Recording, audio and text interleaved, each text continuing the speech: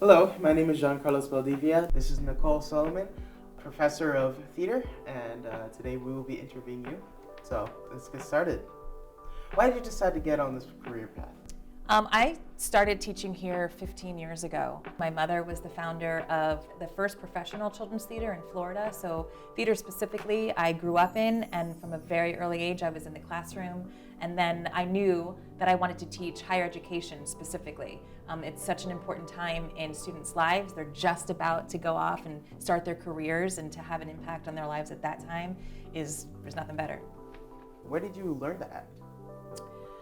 That's a tough question because there's not one specific place, right? You learn through all of your experiences. So it's all my experiences combined have given me everything that I know. Like I said, I grew up in a theater learning from some of the best coming from Miami, New York, everywhere, who would come and guest teach and direct and all of those types of things. I went to University of Miami at the conservatory program there and learned under some of the most brilliant instructors.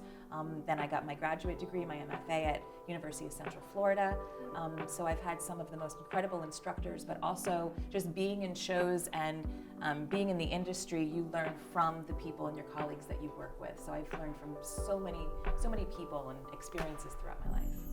You can't just No. keep it out. No. There's not a pinpoint where I learned everything I know from this person, because you take all different types of experiences that you have and you learn something, even if it's something that was a bad experience. You learn, okay, I don't want to do that again, right? There's a learning thing from everything. So all of my experiences have taught me. Wow, okay. Very, very deep right there. Yeah. What do you think about plays? What makes them so good? It's a way to tell a story, right? It's a way to bring characters to life. A lot of times we as people and audience, and I think why audiences like not just plays, but movies as well, it's an escape. We get to create these characters and live almost vicariously through them. We get to follow their stories, not just for directors and actors, but for scene designers, set designers, costume designers. There's just so many creative aspects to bring to life words on a paper, and that's the coolest thing, to see it come alive.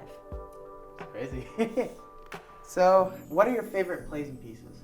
There's way too many to mention. Anything classic, Tennessee Williams, Edward Albee, contemporary, classical. I love Shakespeare. I read all of them. I love all of them.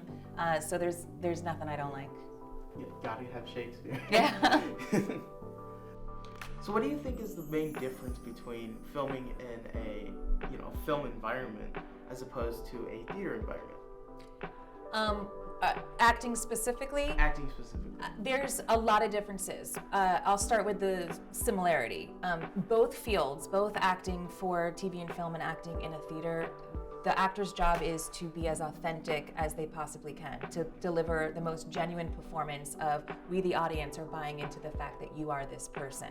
Now, the obvious difference is live theaters in front of a live audience, you get one shot at it, there's no retakes, and it's going to be different every single night based on your experience, what mood the actors are in, what mood the audience is in, and that's going to change the dynamic of each performance.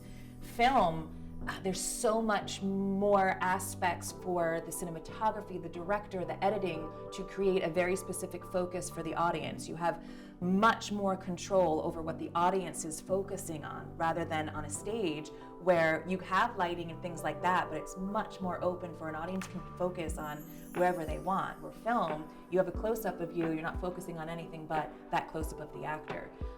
But nonetheless, both TV and film and theater, the actor's job is to deliver a genuine performance. Okay. And you can redo it as well. And you can you can redo it. And so I think that makes it's a lot less pressure for the actor. Mm-hmm. The actor can kind of take those nerves, right, and say, okay, if I mess up, I could just do it again. And that's what happens. And it's interesting because I do TV and film scenes, and when we do them, my actors, if they stutter or something or flip over a line, they must redo it over again, because an audience is not forgiving. Imagine if you go into a movie and you see someone stutter their line when it's not a character choice. You know it's kind of a mess up. The audience is not forgiving of that, but if you go sit in a live theater performance and someone stutters their line, the audience probably forgot about it 2 seconds later. They forgive it immediately because that's the world of live theater. So in that retrospect, from the audience's perspective, two very different genres. So while you're acting, what are you thinking about? Well, I teach my students that you shouldn't be thinking. The most important thing is you do that work behind the scenes. You do the character analysis. You figure out the play. You figure out who you are, what you want, all of those things behind the scene. Okay. Then when you're in the moment and you're with your scene partner, you're just reacting, just like we are right now, just like two human beings. You just are listening and responding. It's just a conversation. So you're in the moment. You don't have to think. So the goal is not to be thinking at all. It's just to be reacting. Okay. Unexpected twist. Yeah. Is there anything that you want to, let us know about the field? Theater specifically, I think, even if you choose not to do it as a career and have that as your path, I think it's a great thing to get involved with in just building your own self-confidence. The tools that you gain from it of just being up in front of people, the camaraderie of being able to speak up, raise your hand, communication skills, talking to an audience, things like that. There's tools there that you can use in whatever career path that you choose. So I truly believe that theater is a way to build self-confidence. The most important thing I want to leave with my students is that you don't stop learning. Once you get that degree, it does not mean that that's done and then you just go out and work.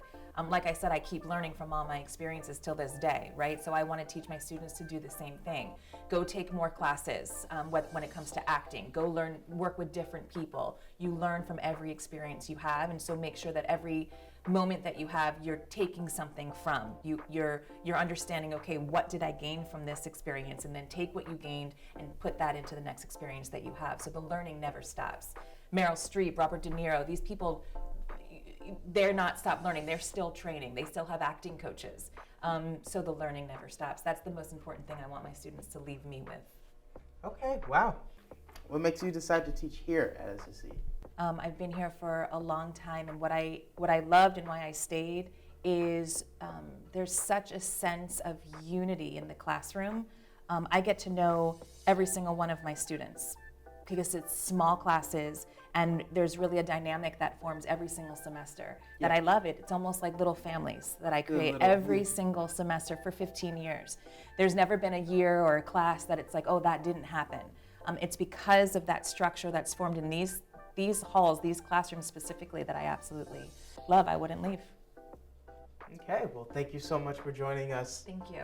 We'll have to check out one of your plays, and it's been an absolute pleasure. Thank you so much for having me.